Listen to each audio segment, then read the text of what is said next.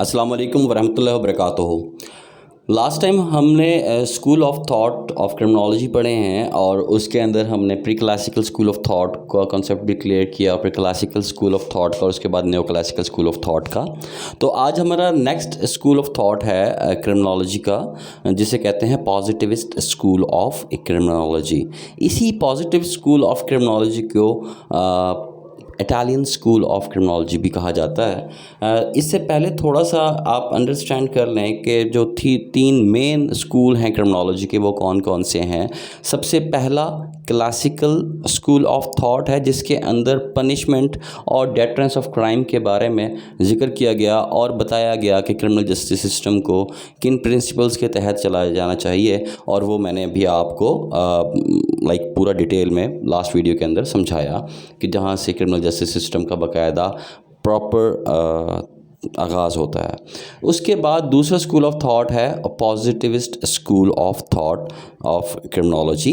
इसके अंदर क्या है कि इसके अंदर जो कॉज ऑफ क्राइम है उसको डिटरमाइन जो किया गया वो किया गया डीएनए की बेस के ऊपर, यानी कि इंसान बॉर्न क्रिमिनल है। कैसे है ये हम लोग इस स्कूल ऑफ थॉट को समझेंगे तो फिर आपको समझ आ जाएगा।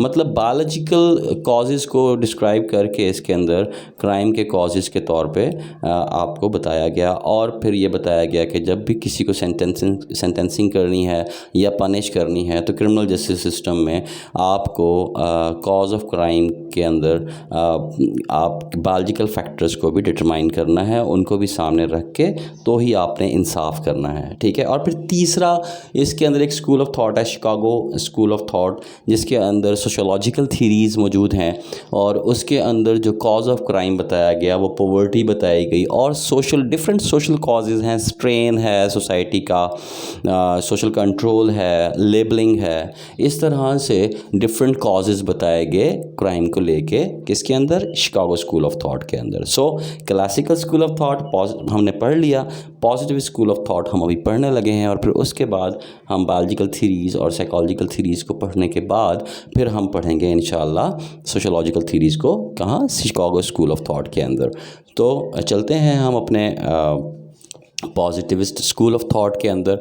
तो पॉजिटिव स्कूल ऑफ थॉट को हम इटालियन स्कूल ऑफ थॉट भी कहते हैं, और क्यों कहते हैं ये भी समझाता हूँ। और दूसरे साथ में हमें पता होना चाहिए कि पॉजिटिव स्कूल ऑफ थॉट के जो बानी हैं वो कौन थे।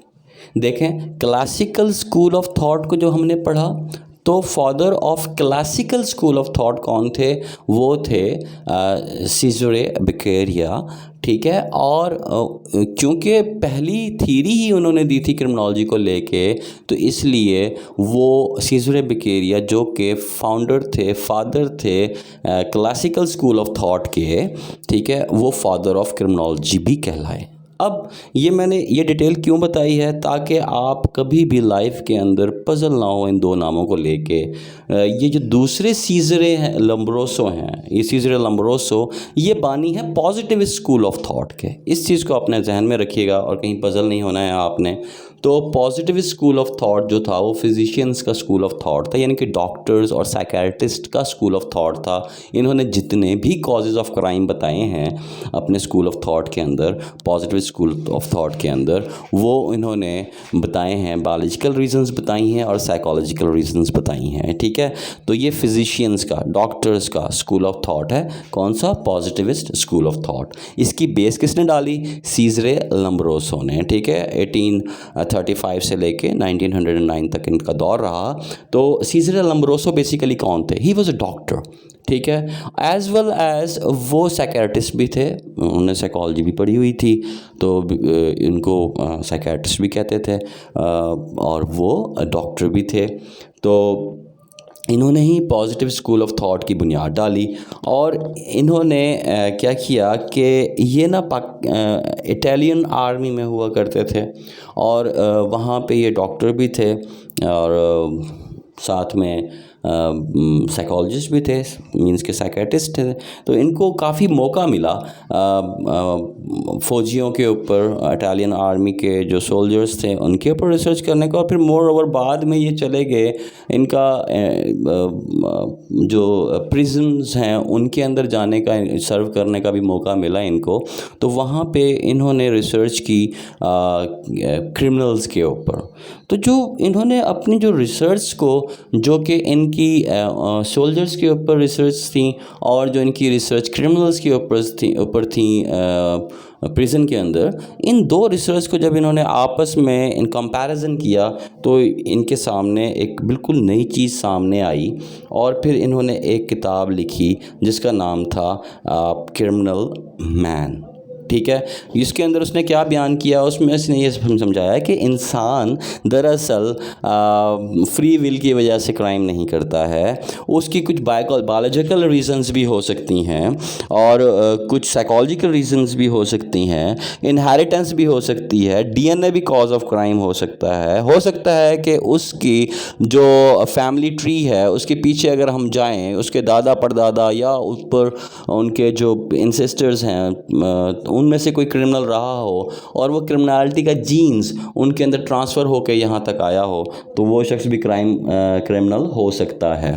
तो इसने पॉजिटिव स्कूल ऑफ थॉट की बुनियाद डाली, जिसके अंदर फिर डिफरेंट फिजिशियंस ने इस क्रिमिनोलॉजी को लेके रिसर्च भी की और फिर जैकब सिंड्रोम को भी यूज़ किया गया, उसको भी देख के कॉजेज़ बताए गए। और फिर विलियम शेल्डन की इसके अंदर थीरीज़ आई जिन्होंने बॉडीज़ को लेके बताया कि भाई कि बॉडी टाइप थीरी दी, उन्होंने सिमोटो टाइप थीरी दी। तो इस तरह से जो क्रिमिनोलॉजी है ये इवॉल्व होती रही, इसके अंदर डॉक्टर्स फिजिशियंस का भी पार्टिसिपेशन शुरू हो गया। तो होपफुली आपको ये basis of positive school of thought की समझ आ गई होगा। अब ये जो स्कूल ऑफ थॉट है ये इटली में है, क्योंकि इसका फाउंडर भी इटली से था, तो इसलिए इस स्कूल ऑफ थॉट को, पॉजिटिव स्कूल ऑफ थॉट को, Italian school of thought of criminology भी कहा जाता है। आगे चलते हैं। तो पॉजिटिव स्कूल ऑफ जो थॉट है इसकी एजम्पशंस क्या हैं, इनका मानना क्या है। इनका मानना यह है कि जो ह्यूमन बिहेवियर है ना उसको डिटरमाइन किया जाना चाहिए। ऐसे ना डिटरमाइन करें कि वो उसकी फ्री विल है। ठीक है, मानते हैं हम कि फ्री विल भी होती है, लेकिन फ्री विल के साथ साथ और भी कुछ इश्यूज़ होते हैं जो कि बायोलॉजिकल इश्यूज़ होते हैं। तो उसने क्या किया, उसने कहा कि सिर्फ फ्री विल को ही नहीं देखना है, आपने बायोलॉजिकल फैक्टर्स को भी देखना है। तो उसने कहा कि criminals are fundamentally different from non criminals. चूँकि उसने रिसर्च की थी सोल्जर्स के ऊपर भी और इन्होंने रिसर्च की थी क्रिमिनल्स के ऊपर भी प्रिजन के अंदर, तो इनको एक वाज़ेह फ़र्क समझ आया और इन्होंने उस बॉर्न क्रिमिनल के अंदर, क्रिमिनल मैन के अंदर जो अपनी रिसर्च के अंदर लिखा, तो उन्होंने ये बताया कि जो क्रिमिनल होता है वो नॉन क्रिमिनल से डिफरेंट होता है बायोलॉजिकली। ठीक है, और फिर सोशल साइंटिस्ट भी इसके अंदर आए, उन्होंने भी ये चीज़ वाज़े की इसके अंदर। ये साबित करने की कोशिश की पॉजिटिव स्कूल ऑफ थॉट के अंदर कि जो क्राइम है ना इसका कोई एक कॉज नहीं है, ये मल्टीपल फैक्टर्स हैं इसके अंदर। तो कभी भी अगर क्राइम के प्रॉब्लम को सॉल्व करना है तो फिर आप मल्टीपल फैक्टर्स को समझेंगे, तमाम कॉज ऑफ क्राइम्स को समझेंगे। जब वो समझ आ जाएंगे तो आपको क्राइम प्रिवेंशन के अंदर आसानी होगी। तो होपफुली आपको ये इसकी बेसिस भी समझ आ गई होंगी। तो क्या हुआ, in the late 19th century some of the principles on which positive school in criminology led primarily by 3 Italian thinkers। तो इसके अंदर जो मेन थिंकर्स थे पॉजिटिव स्कूल ऑफ थॉट के, वो सबसे पहले तो सीजर लम्ब्रोसो थे, फिर एनरिको फेरी थे, फिर इफ़ालो ग्रेफेलो थे। ठीक है, तो ये जो स्कूल है इसने जो सीजर बेकेरिया की क्लासिकल स्कूल ऑफ थॉट की जो थीरी थी कि इंसान फ्री विल की वजह से क्राइम करता है, उसको इन्होंने रिजेक्ट किया और इन्होंने कहा कि सिर्फ फ्री विल की वजह से नहीं करता और मल्टीपल फैक्टर्स भी इसके अंदर होते हैं। और फिर इन्होंने जो बुक लिखी उस बुक के अंदर इन्होंने कहा कि जो क्रिमिनल है, हो सकता है कि क्रिमिनल बॉर्न भी हो, मतलब वो पैदाइशी ही क्रिमिनल हो। और उसने कहा कि ये भी पॉसिबल है कि जो क्रिमिनल है वो लेस सेंसिटिव हो, और इसलिए इसने फोकस किया बायोलॉजिकल कैरेक्टरिस्टिक्स के ऊपर। ठीक है, और फिर इसने इन अजम्पशंस के थ्रू इसने फिर क्रिमिनल्स को डिवाइड किया, ठीक है। कौन कौन सी टाइप्स में, बॉर्न क्रिमिनल्स के अंदर यानी कि जो पैदाइशी क्रिमिनल हैं, इनसेन क्रिमिनल्स के अंदर जो अनसाउंड हैं, जो कैपेबल ही नहीं है कि वो आइडेंटिफाई कर सकें कि ये जो मैं एक्ट कर रहा हूँ ये किस नेचर का एक्ट है, आया ये क्रिमिनल एक्ट है या ये नॉन क्रिमिनल एक्ट है। जो वो इनसेन है, वो उसका माइंड इतना अच्छे से काम नहीं कर रहा, उसकी डेवलपमेंट अच्छी नहीं हुई है। तो बॉर्न क्रिमिनल्स के बाद उसने दूसरी जो क्लासिफिकेशन की वो इनसेन क्रिमिनल्स की और फिर उसने क्रिमिनाइट्स की। उनको क्रिमिनाइट्स कौन थे? जो लाइक इन्फीरियरिटी कॉम्प्लेक्स का शिकार लोग हैं और उनके अपने बायोलॉजिकल स्ट्रक्चर को लेके तो बहुत ज़्यादा वीक हैं या लाइक उनको कोई कॉम्प्लेक्स है और अपने उस कॉम्प्लेक्स को पूरा करने के लिए क्राइम करते हैं। तो सिर्फ फ्री विल ही नहीं थी, मल्टीपल फैक्टर्स थे और ये आपको समझ आ गया होगा होपफुली। तो ये पर्पस था इसका। और इसके बाद जो एनरिको फेरी था उसने क्या किया, वो भी इसी स्कूल ऑफ थॉट का था और उसने जो सीज़र लम्ब्रोसो की थीरी थी कि इसके बायोलॉजिकल फैक्टर्स को ही देखना है, उसने इसको भी चैलेंज कर दिया। एनरिको फेरी ने पॉजिटिव स्कूल ऑफ थॉट के अंदर उसने कहा कि भाई सिर्फ बायोलॉजिकल फैक्टर्स ही को नहीं सामने रखना, आप इमोशनल फैक्टर्स को भी सामने रखेंगे, सोशल फैक्टर्स को भी सामने रखेंगे, जियोग्राफिकल फैक्टर्स को भी सामने रखेंगे, क्योंकि ये भी रिस्पॉन्सिबल हैं क्रिमिनलिटी के।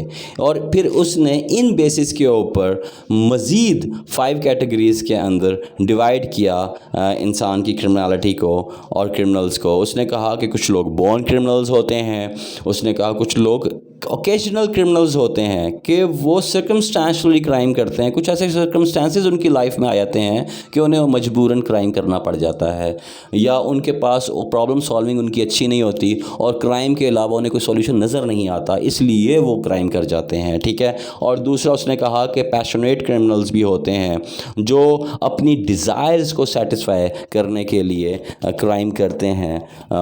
फिर उसने उसके बाद इनसेन क्रिमिनल्स को के अंदर भी डिवाइड किया, अनसाउंड माइंड वाले जो हैं, मैंने भी आपको समझाया। और फिर उसने हैबिचुअल क्रिमिनल्स के तौर पे भी डिफ़ाइन किया और मतलब कैटेगराइज़ किया।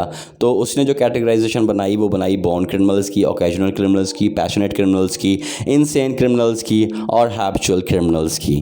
सो आपको ये बात समझ आई होगी कि सीज़र लम्ब्रोसो ने पॉजिटिव स्कूल ऑफ थॉट की बुनियाद डाली और फिर इसके अंदर मज़ीद डिफरेंट क्रिमिनोलॉजिस्ट आए और उन्होंने अपनी डिफरेंट थीरीज़ दी और डिफरेंट कॉजेज़ ऑफ क्राइम बताए और डिफरेंट प्रिवेंशन ऑफ क्राइम बताए।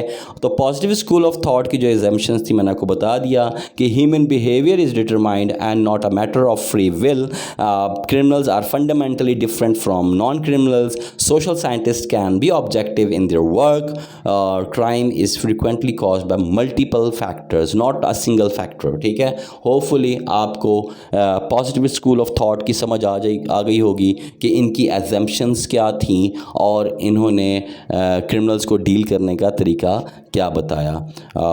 अगर आपको इस वीडियो के अंदर किसी चीज़ की समझ नहीं आई है तो आप मुझसे कमेंट बॉक्स के अंदर पूछ सकते हैं या फिर दिए गए नंबर पर डायरेक्ट रब्ता कर सकते हैं। दुआओं में याद रखिएगा। अस्सलाम वालेकुम, अल्लाह हाफिज़।